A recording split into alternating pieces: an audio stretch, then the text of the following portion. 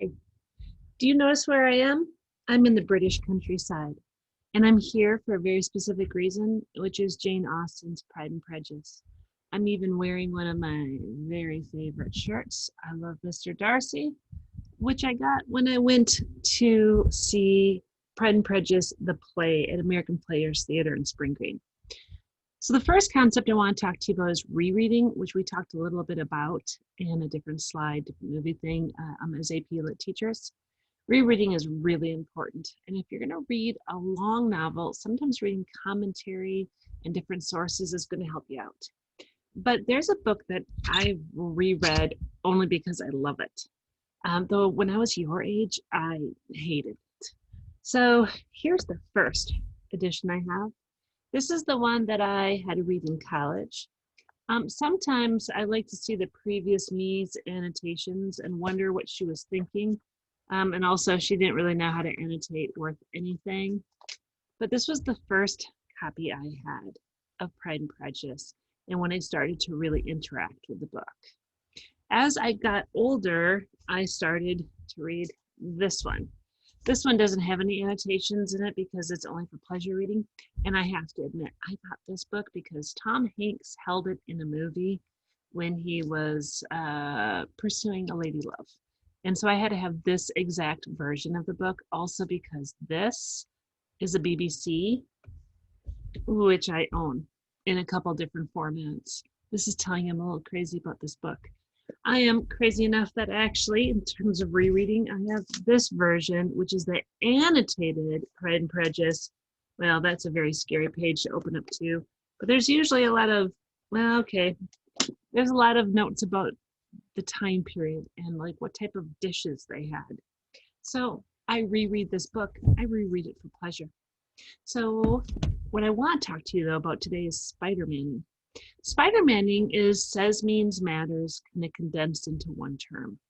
And so what I want you to notice is that we have our main character, who's Elizabeth Bennet, and she has in the book, a relationship with Darcy.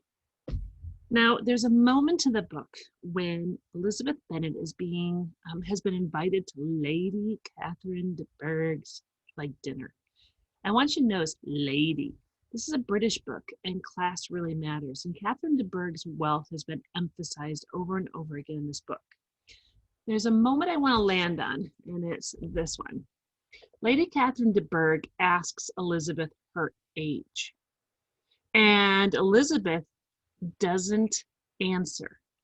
Now that means she's not answering power, somebody with a lot more wealth, prestige, and status. And she's like, yo, you can hardly expect them to tell you my age. What a ballsy move. There's tension. There's a moment that everyone's like, whoa, what's going on? Now, if I'm going to do Spidermanning, I take this moment and I hold it in my hands. And I'm like, wow, again, that was ballsy, brazen, bold. Has she been that way other times in the book? Well, yeah, I think so.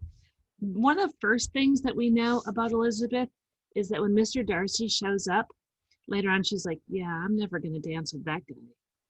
And Mr. Darcy is of status and wealth and everything. And Elizabeth says, yeah, I'm not going to dance with him. I don't like him. He's a jerk. That is amazing. You have to understand that Elizabeth is one of 5 sisters with not a lot of money, not a lot of hope, in an age where women had no power and very little ability to fend for themselves. Which brings up another ballsy moment of hers.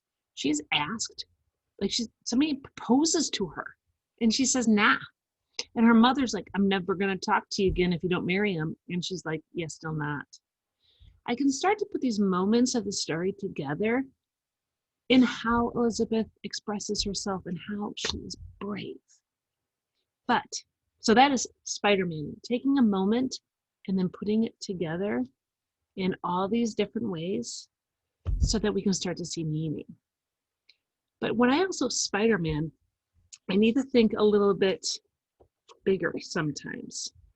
This moment where Lady Catherine de Bourgh asks in front of an audience a woman's age, what does that say about Lady Catherine de Bourgh? Wow, that's also rude. She has power, but it's rude. Is she rude other times in the book? How is that shown?